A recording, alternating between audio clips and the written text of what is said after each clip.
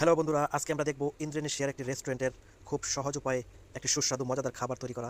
প্রথমে ব্রয়লার মুরগিটিকে ভালোভাবে পরিষ্কার করে ফেলো তারা। পরিষ্কার করার পর এমন চাকু দিয়ে কুচি কুচি করে কেটে নিল যেন ভিতরে ময় মশলা ঢুকতে পারে। তারপর একটা ফ্রুট কালারের মতো কী যেন একটা দিল, এতে করে মুরগিটাকে দেখতে খুব সুন্দর দেখা যাচ্ছে।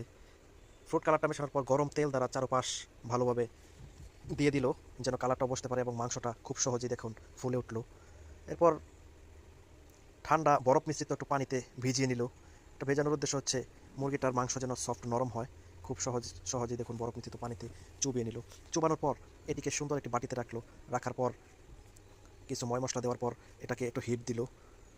হিট দেওয়ার পর দেখুন পুরোপুরিভাবে কিন্তু এটা সিদ্ধ হয়ে গেছে প্রায়। সিদ্ধ হওয়ার পর এটাকে একটি ছুরি দ্বারা চারদিক পিস পিস করে কেটে কেটে নিচ্ছে।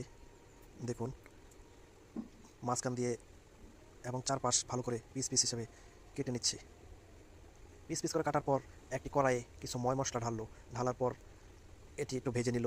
ভাজার পর একটি ব্লেন্ডার মেশিনে একটু তেল দিয়ে মশলাটাকে মিশ্রণ করবে, একটু মশলা বানাবে। দেখুন ব্লেন্ডারের সাহায্য খুব সহজেই একটি মশলা বানিয়ে ফেললো। মশলাটি বানানোর পর কড়াইয়ে আবারও কিছু তেলের সাহায্যে মশলাটাকে একটু গরম করছে। গরম করার পর একটু পানি দিয়ে দিল, পানি, লবণ এবং কিছু সয়া সস জাতীয় জিনিস দেওয়ার পর মাংসটিকে সেই মশলার ভেতর ভালোভাবে দিয়ে দিল। দিয়ে দেওয়ার পর একটু নাড়া দেওয়ার পর দেখলো সেদ্ধ হয়েছে কিনা। সেদ্ধ হওয়ার পর দেখুন কলা পাতার ভিতরে থাকা সুন্দর একটি জিনিস, এটা তাদের নিজস্ব তৈরি। এটিকে ভালোভাবে কুচি কুচি করে কাটবে, পাতলা পাতলা সাইজের করে কাটবে।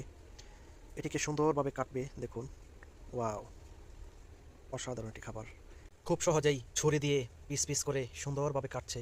দেখুন এটিকে কাটার পর এটিকে আবার একটু বেসন দ্বারা প্রথমে ভালোভাবে চুবিয়ে নিবে। চুবানোর পর তেলের মাধ্যমে খুব সুন্দরভাবে ভাজবে। দেখুন বন্ধুরা, এগুলো এক এক করে তেলেতে ছেড়ে দিল। তেলে ছাড়তেই খুব সুন্দর একটি রেসিপি হয়ে গেল। ধন্যবাদ সবাইকে।